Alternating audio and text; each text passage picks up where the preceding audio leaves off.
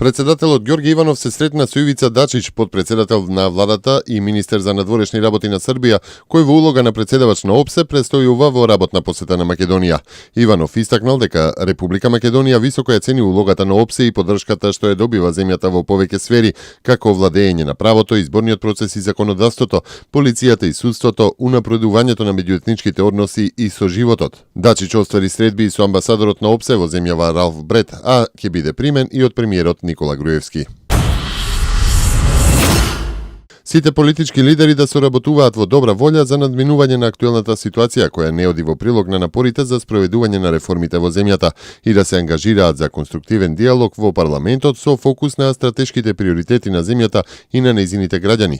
Се наведува во пишаната изјава на еврокомесарот за соседска политика и преговори за проширување Јоханес Хан ден по неговата прва официјална посета на Скопје. Владењето на правото, основните човекови права и слободата на медиумите се во сршта на процесот на пристапување кон Европската Унија и за нив нема дискусија, нагласил Хан и во тој контекст изразил длабока загриженост во врска со извештаите за прислушување и повикал тоа да биде темелно истражено.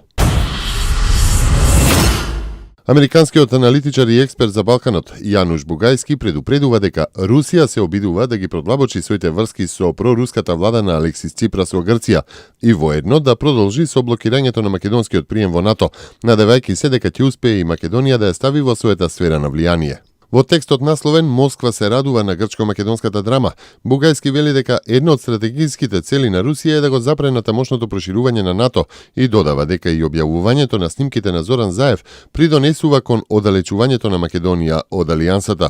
Според американскиот аналитичар, Москва се обидува да се доближи до Македонија, особено по обвинувањето поднесено за лидерот на СДСМ Зоран Заев во акцијата Пуч. Скопје вирија одгласини дека грчката тајна служба се обидува да ја дестабилизира Македонија, давајќи му на Заев докази за наводни економски манипулации, што доведе до реакција на владата, пишува Бугајски. Министерката за внатрешни работи Гордана Јанкуловска заедно со високи представници од 60 на држави од денеска учествуваат на тридневниот самит на Белата куќа за борба против насилниот екстремизам, што ќе се одржи во Стејт департментот во Вашингтон по иницијатива на американскиот председател Барак Обама. Целта на самитот е да се развие агенда за делување и соочување со насилниот екстремизам преку поврзување на представниците на националните и локалните влади од целиот свет. На самитот ќе се обратат американскиот председател Барак Обама, државниот секретар Џон Кери и генералниот секретар на Обединетите нации Бан Ки Мун.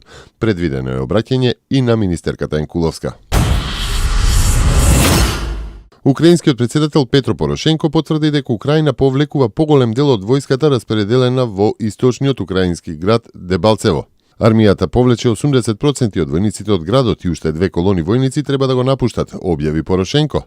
Председателот исто така нагласи дека само 30 украински војници од вкупно 2000 биле повредени во артилериските напади на Дебалцево. Европската унија ги осуди проруските сепаратисти за нападот на Дебалцево и кршењето на договорот за прекин на огнот. Русија и сепаратистите треба итно и целосно да го исполнат договореното во Минск, почнувајќи со почитувањето на прекинот на огнот и повлекувањето на тешкото вооружување, изјави представникот на Европската унија за надворешна политика и безбедност Федерика Могерини.